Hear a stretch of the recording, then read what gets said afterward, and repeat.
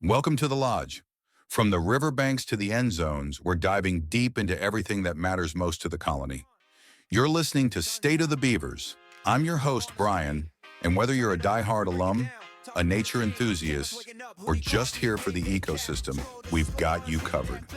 Today on the show, we're breaking down the latest headlines, checking the pulse of the community, and asking the big questions that define our state today. Grab your gear, a beer, and settle in. It's time to gnaw through the noise. This is the State of the Beavers, starting right now.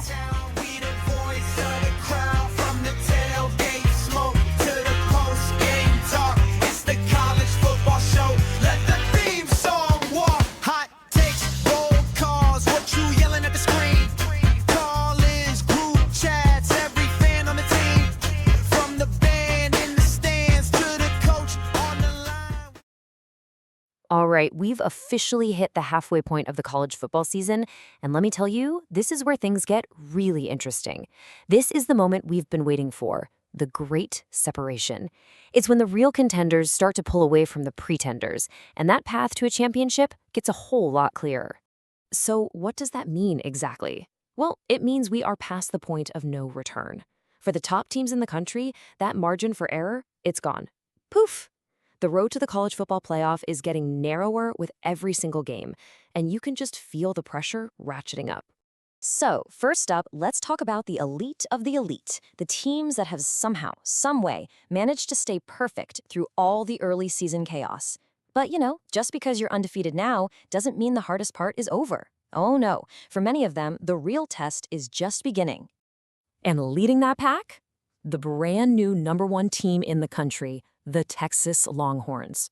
They are sitting pretty at a perfect 6-0 after, honestly, a season-defining win against their biggest rival, Oklahoma. And this number right here, this tells you everything you need to know about how impressive that win was. I mean, this wasn't some squeaker that came down to a last-second field goal. This was a commanding, double-digit victory in one of the craziest, most intense environments in all of sports. But hey, there is no rest for the weary, right? Their big reward for that huge win is a trip to face a super physical Kentucky team that is notoriously tough to beat at home. This has trap game written all over it. Of course, Texas isn't the only team with a perfect record. You've got this whole group of teams that have survived the first half of the season without a loss. But you look down that list, and you just know the gauntlet is far from over. Big-time matchups are coming for almost every single one of them. Now let's flip the script. For every undefeated team, there's a whole bunch of really, really good one-loss contenders who are basically walking on a tightrope. For these teams, the playoff has already started. Every single week is do or die. And the biggest name to take a tumble from the ranks of the unbeaten last week? No question. It was USC. They got handled at home by Michigan, and honestly, the game felt even more lopsided than that final score shows. So, this sets up an absolutely massive showdown this week between Oklahoma and South Carolina. Think about it. Both are 5-1. Both are fresh off their first stinging loss of the season, and the loser of this game can probably kiss their playoff dreams goodbye. The stakes just don't get much higher. And all this chaos on the team level, it's really shaking up the Heisman Trophy race. Every time there's an upset or a player has a monster game, the whole landscape just shifts, and you can bet those individual players are feeling the heat. Let's start with a guy whose stock is absolutely skyrocketing. Florida State's quarterback Tommy Castellanos. He didn't just enter the Heisman conversation. He kicked the door down with a spectacular performance against Pitt. I mean, just look at these numbers. It's not just the sheer volume, over 430 yards and 4 touchdowns. It's the efficiency. A staggering 11.4 yards every time he threw the ball. Now that is a Heisman-level game. But on the flip side of that coin, you've got Indiana's quarterback, Fernando Mendoza. His Heisman hopes took a massive hit last weekend, which is a tough pill to swallow for a guy who's been having a fantastic season. And here's why. Look, his individual stats weren't necessarily terrible, but they came in a 56-14 shellacking by Oregon. It is almost impossible to stay in the Heisman conversation when your team loses by that much. It's just not a good look. Okay, now for what might be the most fascinating, kind of head-scratching story of the entire week. We're going to Corvallis, where Oregon State is making a huge gamble that has everybody talking. So get this. This week, a 5-1 Oregon State team is facing an undefeated Iowa State team. And it's a classic strength-on-strength matchup. You've got Iowa State's explosive offense that puts up over 37 points a game, going against Oregon State's stingy defense that allows less than 15. A real unstoppable force versus an immovable object kind of thing. So this brings us to the million-dollar question. You're 5-1. You're heading into your biggest game of the season. Why on earth would you decide to make a change at quarterback now? It seems crazy, right? But the thinking here is all about raising the team's ceiling. And here's the answer straight from Coach Caleb Ward himself. He's basically saying the current guy has been fine, a good game manager, but to beat a high-powered team like Iowa State, they think they need a different kind of spark, a more dynamic playmaker. It is a massive, season-defining gamble. All right, so with all that drama as the backdrop, let's talk about the key games you absolutely need to have your eyes on this weekend as this great separation continues. First up, you got the new number 1, Texas, as a huge favorite on the road in that trap game we talked about. Then, there's a top 25 SEC showdown between Georgia and a really explosive Ole Miss team. And finally, a classic, bitter rivalry game between USC and Notre Dame where both teams have their backs against the wall. And you really got to circle this one. After getting bounced from the ranks of the undefeated, this primetime battle against their arch-rival Notre Dame is an absolute must-win for USC if they want to salvage any hope of reaching those sky-high goals they had at the start of the season. And so that's the question hanging over everything this Saturday. As this great separation really kicks into high gear, which contender's stream is going to come to an end this weekend, and whose new one is just about to begin? Thanks for watching. This segment is powered by our friends over at Castor and Cask Brewing Company. When the day's work is done and the dam is secure, there's only one way to wind down. Located in the heart of the valley, Castor and Cask is craft brewing with a wild side. From their award-winning Log Jam IPA to the smooth, dark Muddy Bank Stout, every pint is brewed with local hops and mountain-fed water. It's crisp, it's refreshing, and it's earned its place at the top of the food chain. Whether you're celebrating a big win or just cooling off after a long haul, head down to the tap room and tell them the lodge sent you. Castor and Cask Brewing Company, respect the river, drink the beer. Welcome to the debate. Our focus today is a really surprising and high-stakes decision from Oregon State head coach Caleb Ward. He's benching his starting quarterback, Malik Murphy, who, by the way, has led the team to a 5-1 record, in favor of Gabari Johnson. And he's doing it right before they face number 7 Iowa State. Right. So the central question we're tackling is this. Is this a necessary evidence-based correction for an offense that's been struggling, or is it an untimely gamble that risks blowing up a winning team's stability? I'm firmly on the side that this change was a vital intervention, one driven by the data. And, well, I see this completely differently. I'm arguing that this is an overreaction, a real coaching panic button moment that, could misdiagnose the team's actual strengths and jeopardize everything they've built, right, when they need that stability most. The reality is that a 5-1 record is fool's gold. It's entirely masked by a truly elite 19th ranked defense, which allows a meager 14.8 points per game. The offense, however, is a massive anchor. It's ranked a worrying 107th nationally.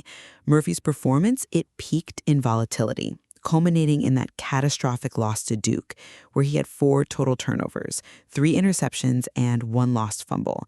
7 interceptions in just 6 games is just an unsustainable rate. Ward's calculation is simple. The team's dominant rushing game with over 1,000 yards already provides a stable foundation. This makes it the ideal low-pressure moment to seek that spark he knows the offense needs to compete with top 10 teams. See, I come at this from a different angle. To pull a quarterback who is 5-1 just ahead of the toughest game of the season, that strikes me as really reactive. And look at the immediate unbiased referee here. The market, the betting spread moved instantly from -3.5 to -5.5. That reflects the financial risk priced into this whole unknown QB scenario. And while Murphy clearly has turnover issues, he's also shown that high explosiveness you need, like that 75-yard touchdown pass he threw against Duke. Furthermore, Coach Ward himself said that installing the full, complex passing scheme is the hard part and is going to take time. We might be punishing Murphy for the scheme's complexity, not just his own execution. Okay, but let's focus on the actual cost of that volatility. You can frame the struggles as systemic, but that Duke loss was decided by individual catastrophic errors. Specifically, the turnover margin was Duke +3. That pick six was responsible for a huge chunk of the points that put the game out of reach. These critical errors directly cost the team a win, and that requires an immediate fix. If the system is complex, well, the QB needs to be able to manage that complexity. If he can't, he's basically capped the team's ceiling, regardless of how good the running game is. That's a compelling argument, but aren't we just punishing Murphy for Ward's own overly aggressive installation timeline? Ward framed this program around long-term development. The team's winning identity is fundamentally defined by its rushing dominance and its suffocating defense. When they are at their best, like in that Oregon win, Murphy played a clean, error-free game, and that enabled the run game to just flourish. So replacing him right before facing the number 7 team, a team whose defense is built to confuse quarterbacks, it risks undermining all that hard-won stability. Why sacrifice program stability for an immediate, high-risk spark? I think that view really misinterprets Ward's mandate. He wasn't just hired to lean on the defense and run the ball. He was hired to modernize the entire offense. He's acknowledging that the defense won't always be able to cover for a 107th ranked offense and the mistakes Murphy makes. I mean, if the defense struggles against Iowa State and Murphy throws 2 picks, how does maintaining stability justify a 5-2 record? Ward is aggressively choosing potential over comfortable inefficiency. I just don't buy that the timing is right. This isn't just about efficiency, it's about the emotional dynamic of the locker room and, facing a top-tier opponent. This move disrupts the most critical position on the field right before the biggest challenge of the season. It feels like an act of desperation, not a calculated strategy. And I'll maintain that Ward is making the hard, necessary choice to maximize potential. He's refusing to let past ability mask future failure. He sees this as an aggressive, necessary correction to a unit that will doom them in conference play. And I believe the coach is fundamentally misdiagnosing the issue, punishing the quarterback for systemic, installation-related complexity. By making this high-stakes gamble against Iowa State, he's ignoring the team's current defensive strength and its winning foundation. The immediate results this weekend will, I suppose, determine which perspective holds sway. One of the danger spots in any college football season.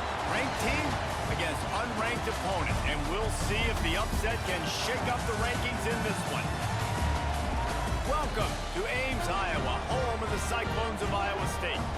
As we'll see a squad from the Pac-12, the Oregon State Beavers, taking on the 7th-ranked team in the land, the Iowa State Cyclones. For EA Sports, I'm Reese Davis, Jesse Palmer, and David Pollock with me. Guys, can't wait to get this started.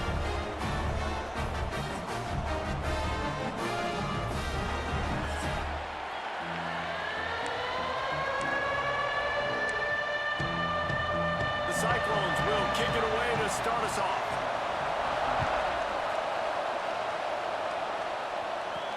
He'll start the return inside his 5. He gets a block. He's on the loose. Can they catch him? They won't get him. It's a touchdown. He is a field-flipping machine. Taking on one end, return it to the other. And now you get to celebrate. What a beautiful job. We always talk about defense. We always talk about offense. But, man, when your special teams come through for you and score, it is huge, and it provides such a boost for the crowd. Getting set for the extra point after putting the scoreboard to work for the first time.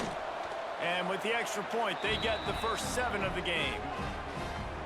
How about that for starting things with a bang? Opening kickoff and house that baby. What a job there.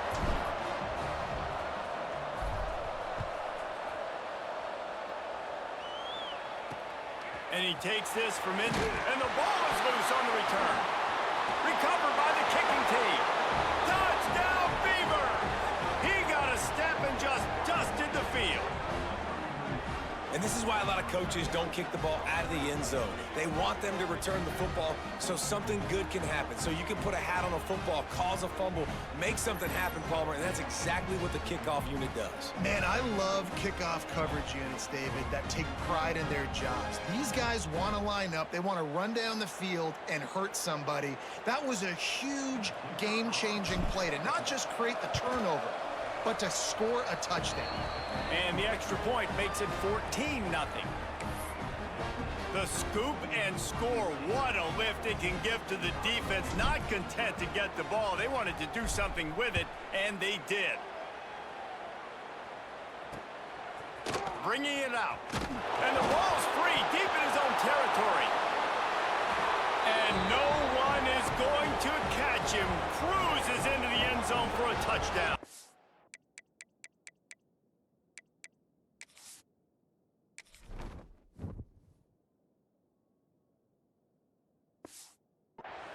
They are seizing control and taking away hope as they push out the lead in this Week 8 showdown.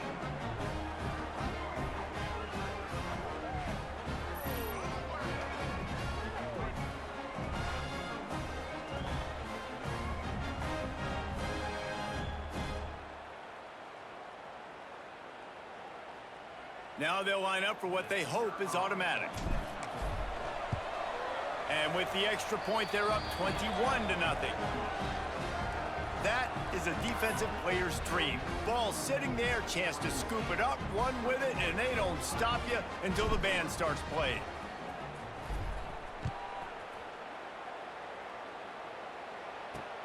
And he'll bring it back. The coverage team maintains his discipline, not much doing on that return.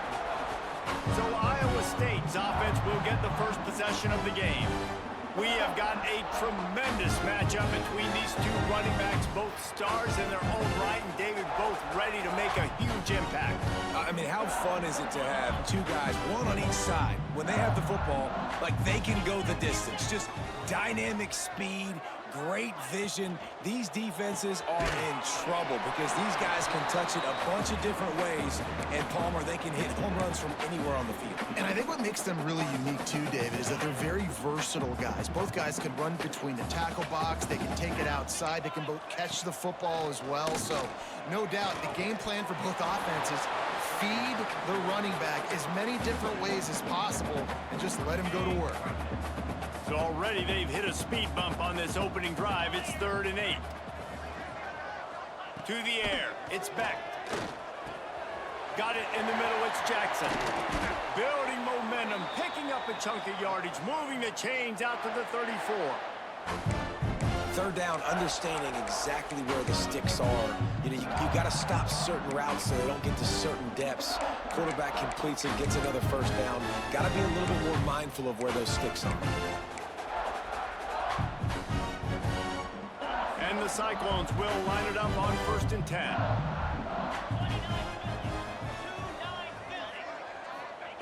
Just keep slinging it. Tight end finds a soft spot. He's brought down quickly. Minimal gain there, still a bit short of the 1st down. The Cyclones can play this 2nd down a lot of ways with just a few yards to go. Motion from the wide receiver. 2nd down, they'll go to the air. Using the back as a receiver on the screen. And this defense has its work cut out to get this dude on the ground. He was shedding serious tackles on his way to picking up the 1st. And the Cyclones are moving quickly down the field.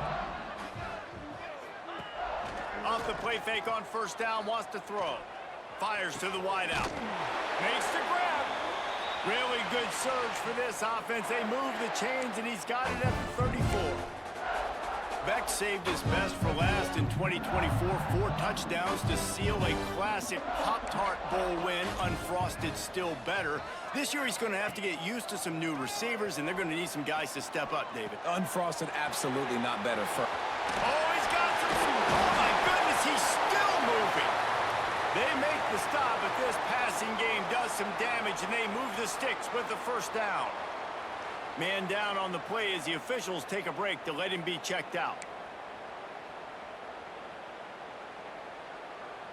The Cyclones started this drive backed up in their own end, and now they've moved into position to score. They're threatening to score, and they'll throw it. Catch in the middle. It's Ncaa. That throw and catch gets them down to the 6, and the defense is running out of answers. Well, they execute the end route. And how about the arm strength by the QB? That was an absolute bullet on that completion. And the Cyclones have it with a 1st and goal. Makes the catch.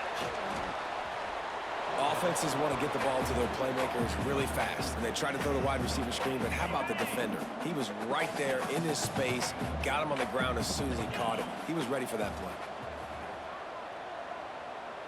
Dropping back, it's Beck. Lets it fly. Touchdown, Iowa State.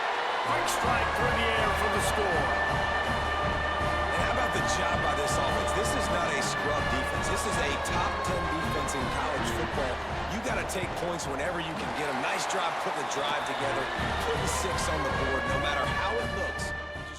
The assignments as they put a stop to that return at the 22. So Oregon State's offense headed onto the field. Our first look at them today.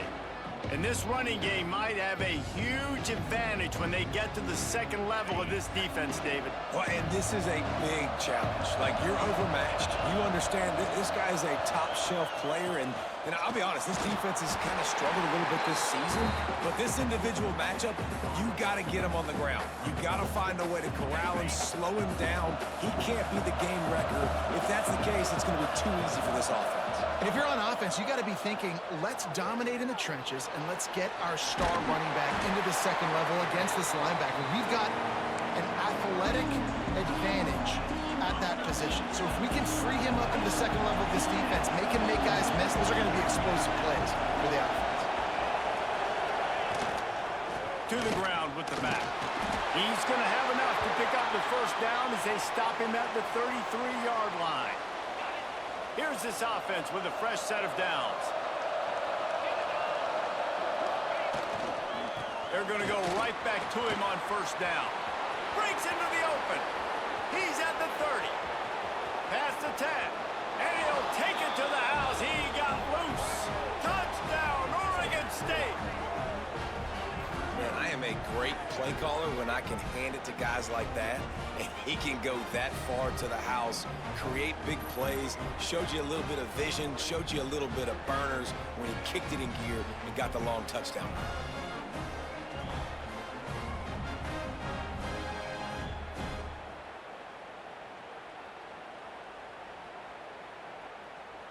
Lining up to tack one more onto that lead. And they knock through the extra point, and they're up 28-7. Quick work on that scoring drive, just 4 plays. And they finish it off on the ground, a 67-yard touchdown run.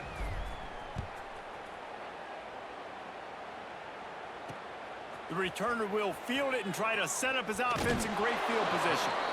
Excellent job by the kick coverage team. A pretty minimal gain on that return. Iowa State sending the offense back out. There's certainly still a hill to climb, and they've got to make sure these drives pay off. Got a touchdown last time. Can they back it up here? Well, and it's amazing in a football game how sometimes they'll surprise you with what you do. Once you get settled and you realize what's going on, now I'm comfortable with it. Jesse, this offense looked comfortable on its last drive. They sure did. It looked like they started to find some momentum. So now it's on this defense to stop that, all right? You're a little bit upset based on what just happened the previous drive. You've got to bow up again and go back to what was working earlier in this game. That'll be enough for a fresh set of downs. He gets it to the 32. With a 1st down, they'll snap it from the 32. On the run, it's Hansen. And a pickup of 8 opens a world of opportunities on 2nd and 2. The Cyclones with myriad options after that big pickup on 1st down. Caught in the backfield, it's Jackson. And this one will be stopped for no gain. Well, give the defense credit on that one because they knew coming into this one that they were going to try to get this receiver the ball in a variety of ways. They were ready for the screen there, and they create a negative play. And the Cyclones are at the line looking to convert on 3rd and short. Looking to pass, it's Beck. Bringing the heat. Wide open downfield. He found plenty of room, and he gets it to the 39-yard line. As a head coach, you love it when your quarterback is locked in early. Opening drive, throws a touchdown pass. Really nice throw on that last play. Here in the second drive, he's firing on all cylinders. You can tell this guy did his homework coming into this game, and right now it's paying off. Can't find his man as he took a shot trying to deliver that football, and it'll be second down. Couldn't make the connection last time. Let's see if they throw it again. Leaves it with the running back. And after the tackle, we are headed to the end of the first quarter.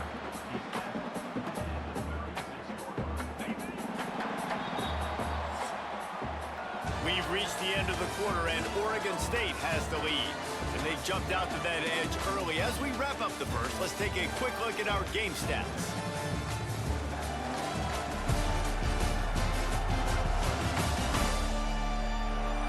Going to need to step up to make sure this one doesn't get out of hand as the second quarter is about to get underway. This offense had a little extra time to think about it. Let's see what they have on third down. He's looking to throw. Caught in the backfield. It's Hansen. Runs through a tackle. They get him stopped at the 32. A solid pickup, but it will bring up a fourth down and decision time. And they'll send out the kicker to try a field goal. And they weren't able to get him in the middle of the field, so now a 49-yarder from the right hash. It's good. He's going to hit a string right in the middle of the uprights there. That cuts the lead down to 28-10. And you want a touchdown and you want to be aggressive, but man, right? State has it back, and here comes the Beaver offense.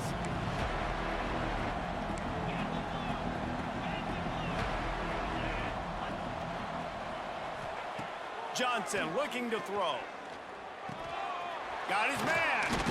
They stop him almost immediately. Short gain there, and still a little ground to cover to pick up the first. And the Beavers with a second and short to keep this drive moving. They'll leave it with him. Forges ahead, picks up about 3 to the 29.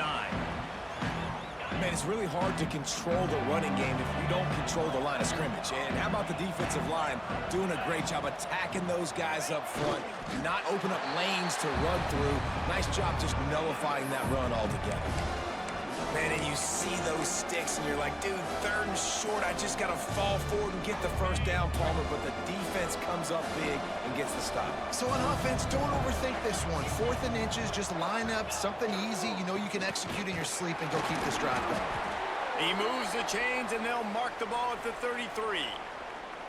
I think we're going to see more and more of this in college football. It used to be that if it was 4th and inches and you're on your own side of the field, you automatically punt, but I like that play call there. With their offensive line and their ability to run the football, just go out and get it and keep the drive alive. With the catch, it's Hankerson. He'll go out of bounds right at the 40-yard line as this offense continues to show great patience. The Beavers can really attack on this second and short. Wide receiver comes in motion. Back to pass on second down. Gets it out quickly. They make the stop, but not before they do their work up top and pick up a first down. It is so good for an offense early in the game to get in a rhythm and to start stringing first downs together. It makes the game really easy and puts that defense in a situation where they're starting to get tired. They want to sub. They want to get other guys in the field. Stringing first downs together like this makes it hard to defend. Got it behind the line. It's Hankerson. Just what they were looking for, and he's got him set up in business at the 35 with a first down.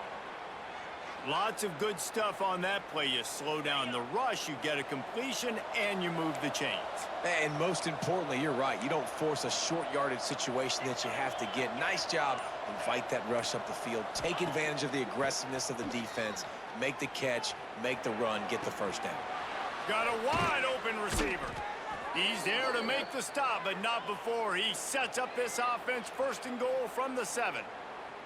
That's what's so scary about this offense. They've got guys in the perimeter that can change the game in one single play, and you saw it right there. Too much speed on the perimeter to create that explosive play. The Beavers trying to pay off the threat on 1st and goal. Motion from the wideout. They'll use the running game on 1st and goal. He just kept those big, powerful thighs churning, but he'll be knocked down at the 1. Looking for just 1 more yard. It's 2nd and goal.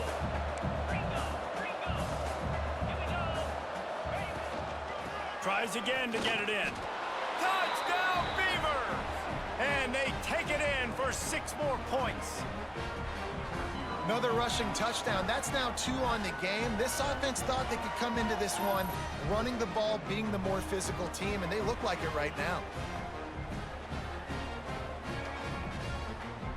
Ready to try the point after. And the extra point will tack another one onto this lead. And let's check in with Kevin Connors in the studio. Kevin? Fellas, a big-time top 25 duel. Let's get right to the pictures.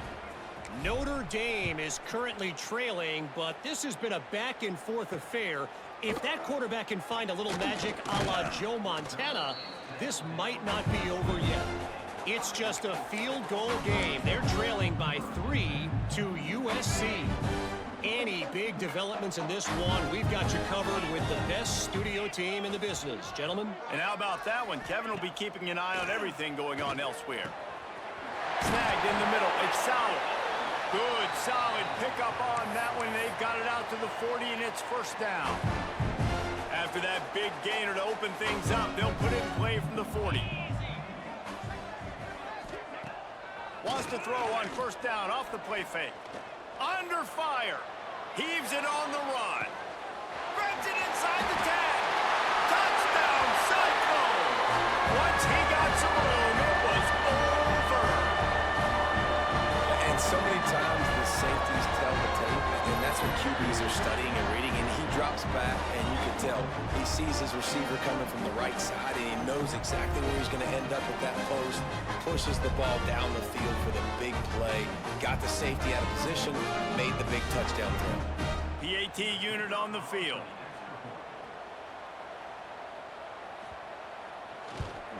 And after the extra point, they trail 35-17. You want to see quick strike ability? It was epitomized there. 2 plays, 80 yards, touchdown on the board.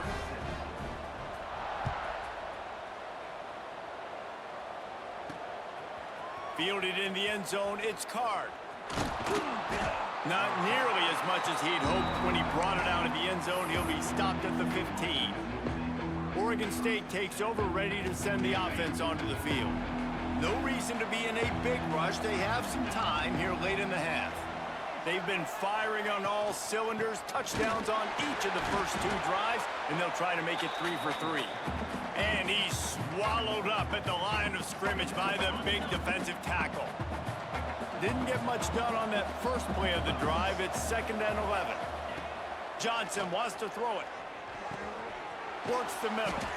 That's a nice pickup to give them some breathing room, and they've got it out to the 27.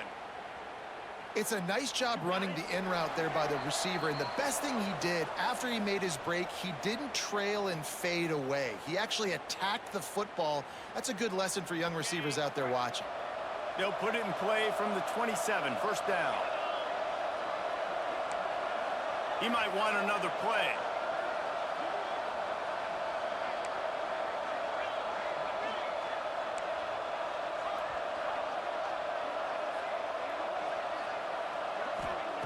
Looking to throw on 1st down. Looking to the big tight end. Connection to the right. They'll get him on the ground at the 46, and it'll be a 1st down. Right, 2nd quarter, getting closer to the half. Offense is still having a lot of success stringing some 1st downs together. Defense is going to need to figure something out before they get to halftime. To the air on 1st down. Grabbed in the middle. It's Clemens. Nice completion here to this wide receiver, and you're going to see this receiver line up in different spots all over the field all game long. Defense has got to keep their eye on where this guy is because they know he's a big part of this offense's success. Give to the running back. They bring him down, but not before he's able to pick up the 1st down. And the Beavers want to pick up the tempo. Wants to go up top on first down. Just too much of a rush, and down goes the quarterback just behind the midfield stripe at the 49. Finally, a defense. Looks like they're able to break serve here.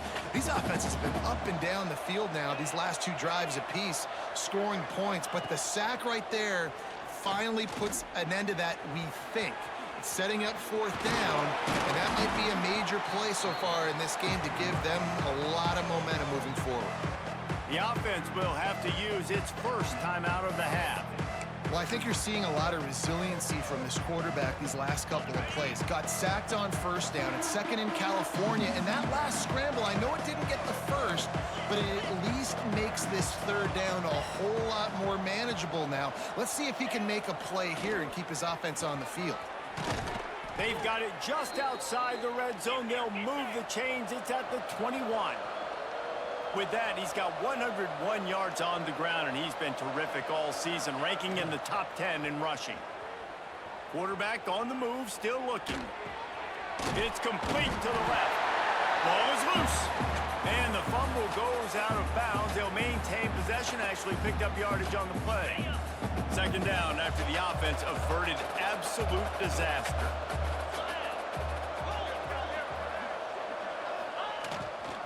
On the run, it's Hankerson. He is going nowhere. Stop at the line of scrimmage. They'll immediately call timeout. Well, this guy's been an animal all game long. He's had tons of success running the football. The defense had to do something to stop him.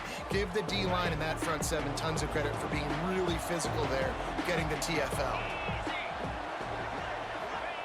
Johnson looking to throw. Got it set up on the outside. They'll make the stop about a yard short of the first down.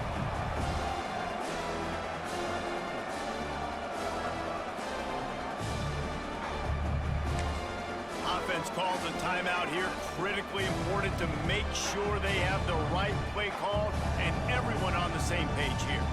Waning seconds of the first half, and they'll try to tack on a three before they head to the locker room. Splits the uprights. Good. And now the lead's extended a little further. That's the end of the second quarter. That means it's time to join Kevin and our halftime update. Fellas, looks like the magic from Hilton Coliseum has rubbed off on both teams there so far in Ames. And talk about a first half for the dude in that backfield. That coaching staff has been giving rave reviews on a weekly basis. And through two quarters today, he's been a complete game changer. He's breaking the will of this defense, and that's something that's just very tough to quantify. And with that, let's send it back to the guys at Jack Trice Stadium.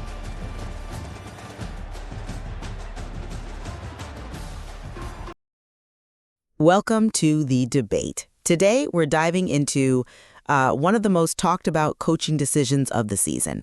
Oregon State head coach Caleb Ward benching his 5-1 starting quarterback Malik Murphy for Gabari Johnson just before their Week 8 game against Iowa State.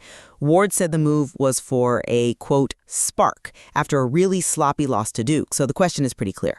Was this a necessary, data-driven move to stop an offensive collapse, or was it a huge gamble that risked the team's stability?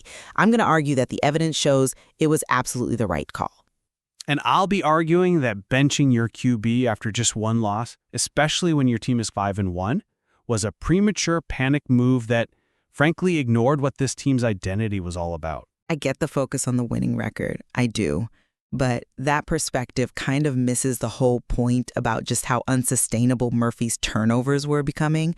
I mean, the Week 7 loss to Duke was the breaking point. 4 turnovers. There was a pick six in there that directly led to Duke scoring 21 points in the third quarter alone. You just can't win when your offense is actively sabotaging what is, an elite top 20 defense that's only giving up about 14, 15 points a game. The change was just mandatory to get some ball security back. See, it's true the ball security was bad, but let's talk about proportionality for a second. This team was 5-1 because its offense was built around a rushing attack that had over 1,000 yards already. They beat Oregon in Week 4 with Murphy throwing for, 74 yards? The real issue here is that Oregon State is ranked 107th in total offense. That's a structural problem. You don't fix being the 107th best offense by benching your starter after one bad game. All you do is risk team cohesion for a spark that you probably didn't even need. But it wasn't just one bad game. The data shows a pretty clear trend. Murphy had 6 interceptions over just 3 games, weeks 2, 3, and 7. The defense and the running game, as good as they are, just couldn't overcome those kinds of mistakes anymore. And, well, look at the immediate validation for the coach. Gabari Johnson steps in against Iowa State and goes a perfect 10 for 10 in the first half. A 201.6 passer rating. That kind of efficiency immediately raises your offensive floor, period. This move showed Ward was finally demanding accountability. That 10 for 10 stat, yeah, it looks great on paper, it's compelling, but let's look closer at how Oregon State actually scored their 38 points by halftime. That explosion was statistical lightning in a bottle. The first 3 touchdowns were a 98-yard kickoff return, then 2 straight defensive fumble returns for touchdowns. So while the offense was efficient, sure, it was absolutely not the reason they were winning so big. Ward risked the team's stability for a spark that in reality was just opportunistic, unsustainable, non-offensive scoring. I think you're missing the bigger picture. Ward himself said that passing schemes are the hard part, which tells me he's got this internal mandate to modernize the offense. Being ranked 107th proves the passing game just wasn't working. So by making this move, he's not just fixing a symptom.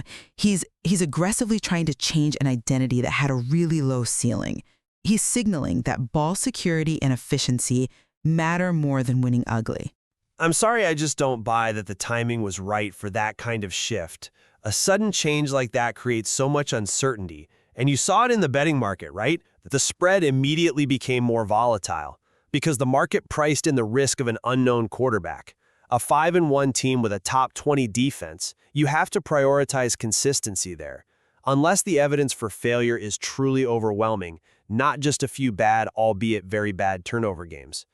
At the end of the day, the evidence just suggests this was an unnecessary gamble.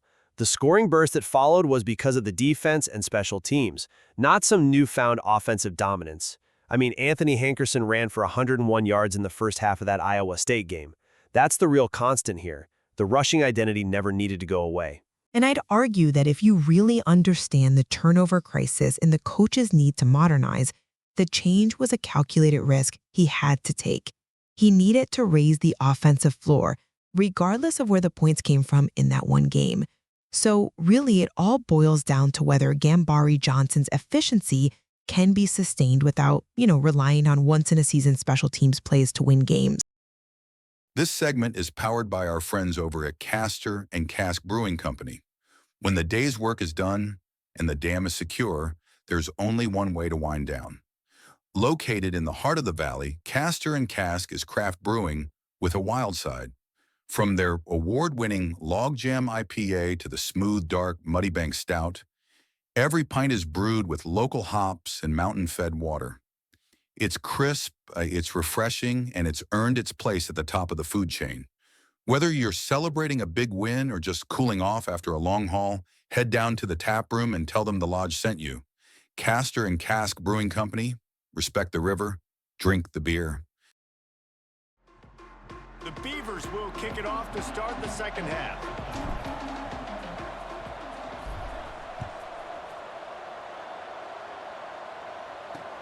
On the move from inside is 5. Good job by the coverage unit to put a stop to that return. Iowa State has the ball back. The Cyclones ready to go on offense. They start this third quarter in a big hole, and they have to start climbing out right now. And they're going to have to be really aggressive. There he goes! You're down. Obviously, at the half, you had a conversation. We got to come out and put points on the board. And, Jesse, it looks like they're going to start with the ground game. And I love this, David, too. Regardless of whether they're losing or they're winning, come out here and try to be the most physical unit here in the second half. Get this run game established. Picks up the first down. They finally get him stopped, and this veteran junior running back comes up with a nice play. These running backs nowadays, they're built so low to the ground, thick and compact, but fast and shifty. They're just so hard to tackle. And you can see he just does a great job breaking tackles. He does this consistently. That's why he's really hard to stop at the running back spot. With the catch, it's Townsend. And the defense holds firm. No pickup at all on that play. I know a lot of people are going to look at that play and say, man, that was a bad play. Didn't gain any yards. But that could be the offense maybe setting something up. The play caller is going to remember that last play. He's going to remember how the defense reacted to it, made a quick tackle. They might pump that throw and then hit another player vertically down the field for an explosive play down the line. Just keep that in mind. The Cyclones come to the line with a fresh set of downs. Dropping back, it's Beck. Throws to the tight end. And that pass incomplete. The defense got a hand on it. Well, the quarterback knew where he wanted to go with the ball. His intended target just wasn't open, so the quarterback made sure he put that football in the stands. Lost to throw again. Catch in the middle, it's Jackson. And he's brought down after a nice gain. Really nice job by the quarterback understanding I needed to throw this ball hard. Like, I got to fit in there tight. And a nice job by the wide receiver wearing it, because he really didn't have a choice, because he was going to wear that one regardless. And he was fortunate not to lose yardage on that play, able to wedge it back to the line of scrimmage. Great team defense on that run play. Everybody doing their job. People winning their one-on-ones, D linemen staying in their gaps, linebackers and DBs filling. You just can't do it better. Grabbed over the middle. It's Sowell. The ball is down at the 14 after that grab. Well, and a nice job working the middle of the field. I think it's so important to keep defenses honest, and you can't just dink and dunk outside. You got to work the middle. Great job finding this wide receiver over the middle of the field. Pass is incomplete, but a lot of contact there. I think it's going to be pass interference and a first down. Pass interference, defense. And the defender just way too handsy on that last play. You could see all the contact as the ball was in the air. He simply can't do it, and the referees caught it. And the Cyclones will try to put one on the board on 1st and goal. They're going to run it. And there was nowhere to go, just stopped in his tracks in the backfield. After getting knocked back, it's 2nd and goal from the 4. And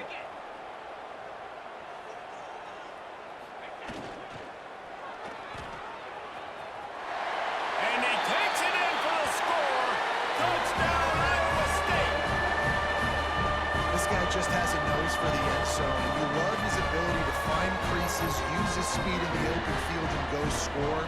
He's been really good for his offense early this year. That already his 5th rushing touchdown on the season. Lining up for the PAT. Splits the uprights. And for a quick update, let's go to Kevin Connors in the studio. Hey, fellas, here's a quick update on a top 25 clash today. Notre Dame is trailing right now, but they are not out of this. I remember Rocket Ismail wake up the echoes all by himself. Let's see if this group can come back. It's just a field goal game. They're trailing by 3 to USC. We'll circle back if anything big happens in this college football matchup. Thanks for the update on that one, Kevin. Let us know when it goes final. Oregon State has it back, and here comes the Beaver offense. And after that last score, this is just a 2-possession game now, and they'll be looking to find some cushion on this drive. Runs ahead and powers his way for 4 yards out to the 30.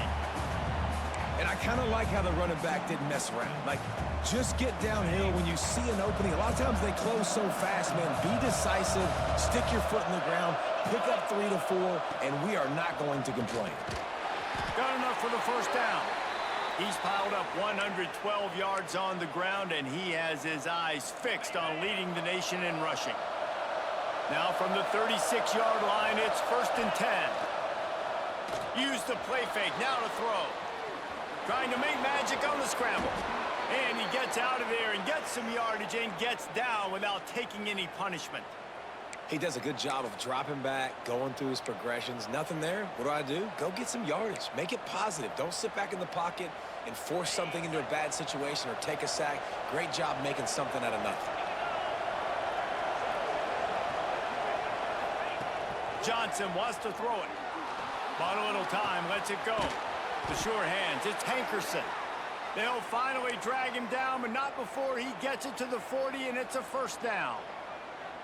The defense has got to be able to make a play at some point here in the second half. You're down 2 possessions. You need to steal a possession badly. You need to have a takeaway. The coverage is going to have to be way tighter than on that last throw. Otherwise, this offense is just going to go up and down the field. And they'll bring him to the ground after a short gain. And that run really didn't go anywhere. And a lot of times we don't focus on it enough, but how important those 5 guys are up front. To get on those defensive linemen, to try to move them out of the way, to get a run game going, it squarely falls on the shoulder of those 5 offensive linemen. Nifty little scamper on this one. Enough for the first down, and he slides in safely. And he's just proving it time and time again, man. He has that feel. He obviously has the ability to pick up and put him down and go get first downs, but I think the timing of when to scramble and when not to scramble, he's really got that figured out, and you can tell it's going to be a big part of the game. Picked up 2 yards on that last one. They need 8 on second down. The play action fake. Throws for the tight end. Got his man all by himself. Touchdown, Oregon State. And they add 6 more to the board with that trip to the house. Let's see. He can block. He can catch. He can run. Yeah, let's just forget about the blocking for now. The catching, the running, the scoring is dangerous. And they do the dirty work, but this is what they would prefer to do. These guys want to catch touchdown passes. Most of these guys were wide receivers in high school, and they show you why. They'll go up, get that football, make plays for the quarterback. And the extra point is period here on second down. To the air, it's Beck. Fires to the tight end. And they pick up just a few on that completion. Well, and here's the problem offensively. Because you're trailing by so much so late in the game, the defense now is going to be playing big zone coverages, and they're going to allow you to throw the ball underneath in the middle. And here's a fumble way behind the line. That's going to be a safety. The offense is back on top of it. This is bad, but it could have been worse. You could tell the defense smelled it. They knew exactly where they were on the field, put the pressure on him, got him down in the end zone. Safety, baby.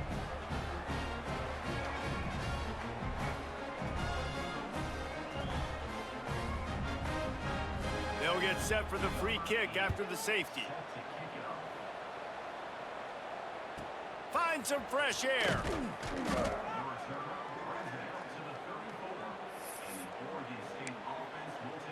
Oregon State takes over, ready to send the offense onto the field. How about the way they attacked the last time they had the ball, mixing run and pass and winding up in the end zone, Jesse? That's why recruiting is so important. They've got weapons at every skill position on the field. Any of these guys is dangerous if they touch the football. Let's see what they do on this drive, David. And so, Palmer, I got to take away something. I can't let them have everything and have success. I got to be aggressive against the run or play for the pass. I can't give them everything. To the ground, he's got it again. We'll give him a couple on that one. 2nd and 8 coming up. And here's the mindset if you're on offense. Fourth quarter, you've got a huge lead. Obviously, you're going to run the football, but just be aware of the clock. You don't want to snap it too quickly. You're probably just doing safe runs inside the tackles like you saw right there. You just got to execute. You got to be aware, but you've got this game in hand so long as you don't turn it over. Good, solid pickup there. Now they can start to smell it with a first down at the 31. Man-to-man coverage is a great opportunity for scrambling quarterbacks to take off and run because everybody on defense who's covering has their backs turned to the quarterback, obviously, because they're chasing an intended receiver or target. So good job that time by the quarterback knowing I've got man coverage. If it's not open, I can take off and go make something positive happen.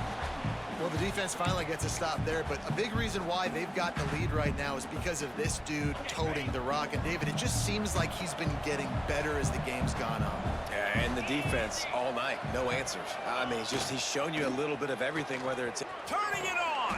Got it inside the 30 before he's finally pulled down at the 25. It's a gain of 6. Ball's at the 25. They're in field goal range, but they'd love to convert this 3rd and short. Johnson looking to throw. Got it in the middle. It's Fox. Defense makes a stop, but the chains move, and it's 1st and goal from the 8. This offense in scoring position with a fresh set of downs. They'll keep it on the ground for first and goal. He pushes it forward all the way to the 2-yard line. And down here near the goal line, you've got to be physical. And this guy's proven it today, Palmer. They've given it to him. He's put it in the end zone twice already. I'm going to keep featuring him. So you know the defense is going to be king in two, right? Because he's hurting them a little bit in this game already. They're going to be finding a way to try to get some penetration, anticipating this guy to touch it again. He just tossed that one out of bounds. You avoid the sack, you avoid the turnover. You've got more plays here on third down.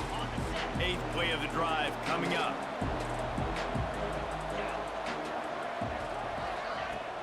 Trying to power it in. Touchdown, Beavers! And they take it in for 6 more points. With that score, it looks as if this bunch is about to go 6-1. This is a guy that put a lot of pressure on himself coming in this season. He felt like he was ready to have a breakout year. He knew he had all the tools in the toolbox to be able to get it done, and he's showing it. That's his 10th rushing touchdown on the season. Getting set for the point after. And with the extra point, they push the lead out a little further. With the win today, they're now bowl eligible, and that's certainly worth celebrating, at least to some degree, wouldn't you say, guys? Yeah, listen, at the start of the year, there are a lot of goals that get put up on the blackboard. Reaching a bowl game is one of them. So now you can go ahead and check that off. But if you're this football team, you're not celebrating that tonight. You're looking to build on this win moving ahead because they've got bigger goals down the road.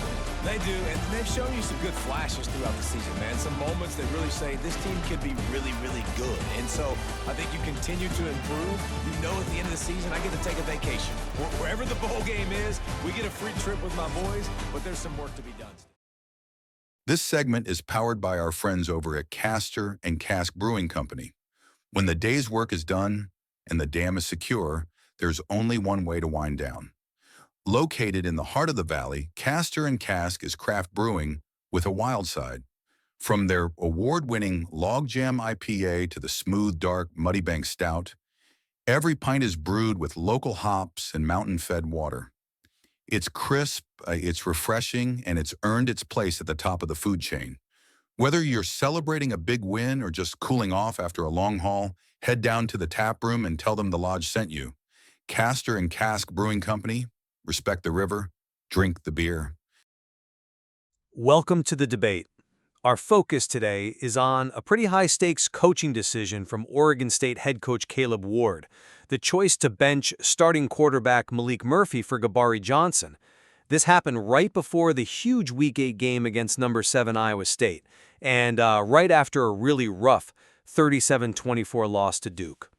A loss that was, defined by turnovers. So the central question that comes out of all this is pretty simple. Did the huge 52-24 victory over Iowa State prove that Ward's quarterback change was the right call? Or were the circumstances of that win just so bizarre, so anomalous that you can't really judge the new quarterback on it? And I'm going to argue that Johnson provided exactly the kind of stability and efficiency that fully justified the coaching staff's very bold decision. See, and I think while that outcome looks good on paper, it really misrepresents why they won. The results are just so skewed by a statistical freak event that, we really can't validate the QB change based on that one game. Okay, so let's start with the hard evidence that made the change, I think, completely unavoidable. Murphy's turnover problem had become a full-blown crisis. It all came to a head with those 3 interceptions against Duke, which brought his season total to 6 interceptions in 6 games.